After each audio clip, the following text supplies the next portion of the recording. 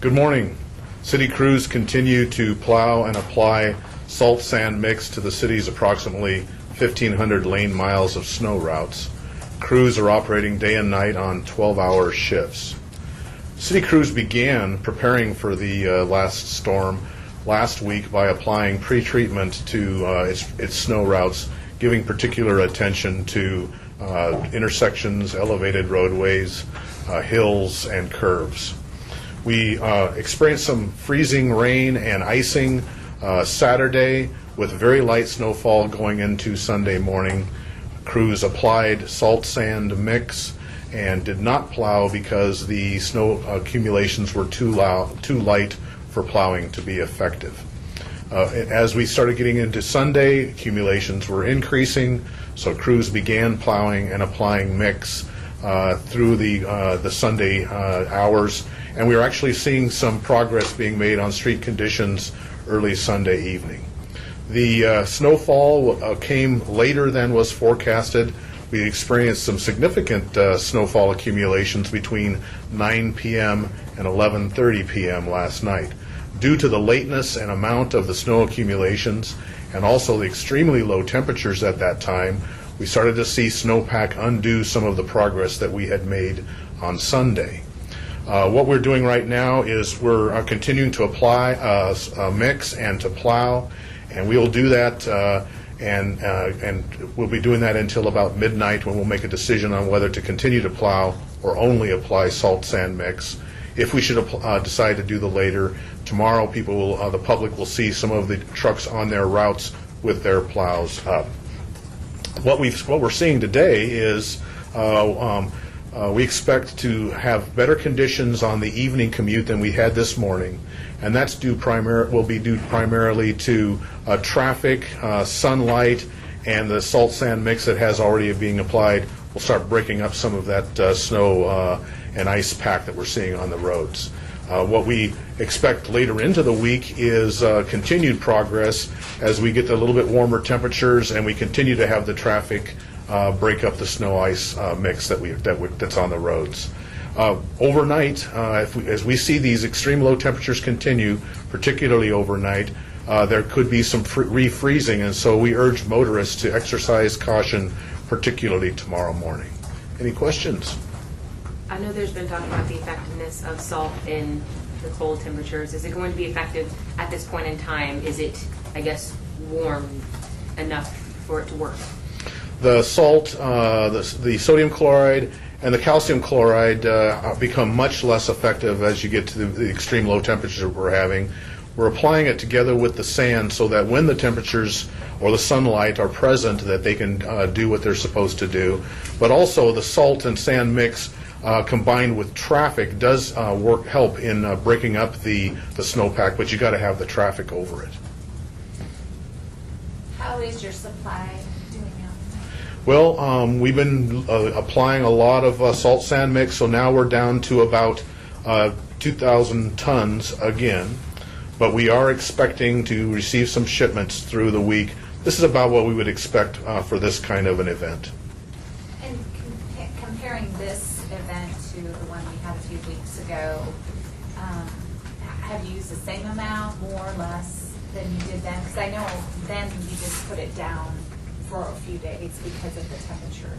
Yeah, we're using about the same amount when we make the decision to go ahead and apply it.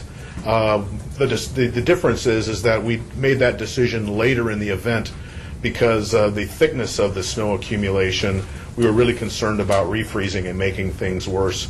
We kept on top of it, and the snow cut us a break as far as the number of inches that accumulated. So we feel confident that we'll be able to get through it with the normal kind of application that we'd have. What about the reuse of the sand? I remember doing the story a few weeks ago that you were to pick up some of that sand and reuse it. Was that effective? Well, we were beginning that process. And what we do is we pick up the sand, look at it, and evaluate it for the kind of debris and other material that are in it, and take that part of the loads that seems like it could lend itself to reuse. And we were starting to do that, and then we have another snow event. So that sand is below the salt and ice that we're seeing on the roads right now. Don't really know where we are on the budget. We do a recap probably after these next series of storms. We'll do a recap. But as we've been saying all along, we adjust the budget through the year. Budget doesn't drive our decisions on our response. Public safety is our primary criteria for what we do. And the other thing that we've talked about is that when we have weather like this, we get the potholes. Are you seeing a lot of those right now? Or? Well, when we get down to the bare pavement, yeah, we expect to see a new fresh batch of potholes. We always get it when you get, particularly with these extreme low temperatures that we've been experiencing. So, yeah, we do expect to have a new bunch of potholes that will have to be repaired.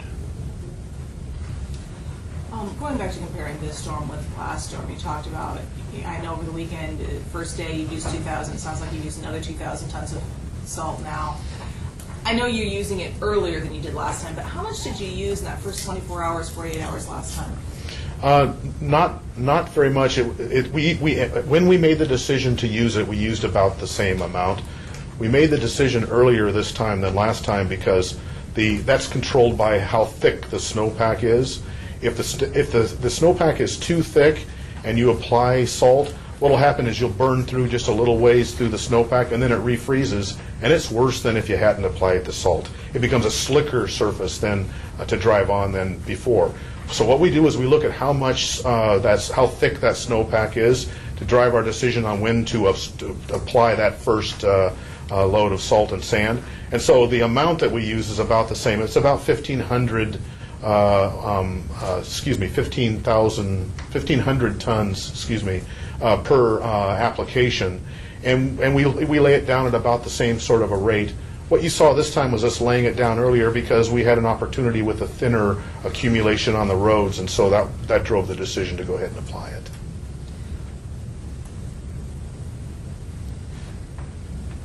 So, again, comparing the two storms, what lessons? I know the city took a lot of flack from the last storm. What about the last storm maybe has changed how you responded this time around? We are applying the same sorts of principles that we have on the last storm on making our decisions on what treatments to do and when, and it's driven so much by the weather conditions and what we're experiencing on the roads. I think the primary lesson for us is to make better attempts at helping folks understand what we're doing and why. There was some criticism last time of seeing trucks out with their plows up. People were wondering why, if we were out with our plow trucks, would we not have the plows down? That was a conscious decision because at that point we would only be pushing the salt or the sand off of the ice, and so instead we were using the trucks to continue to apply sand. I think one of the lessons that we learned was we need to be more transparent and help folks understand what the thinking is behind the decisions so they can better interpret what they see when they see our trucks out there. So you still look back and say, we handled that storm the best we could. It's just you didn't explain it the way you wished you could have, or... There's always opportunities for us to improve. We are meeting with our snowplow drivers, and we will have a briefing to look for opportunities. I think there's always ways that we can improve our operations. I think, though, that what became obvious to us is where we really needed to do improvement was better communications with folks to help them understand what was going on and why.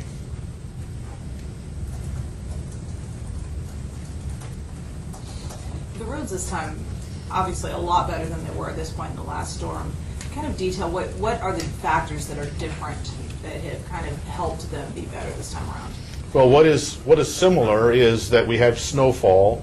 It accumulated fairly rapidly, and extreme low temperatures. What is different is the amount of that snowfall that came down, and so what has accumulated on the streets is much thinner than the last time that this happened. So I would say probably the amount of snow that came down and accumulated in between plowings, because it does take us about 24 hours to come and revisit a segment of road since the last time it was plowed.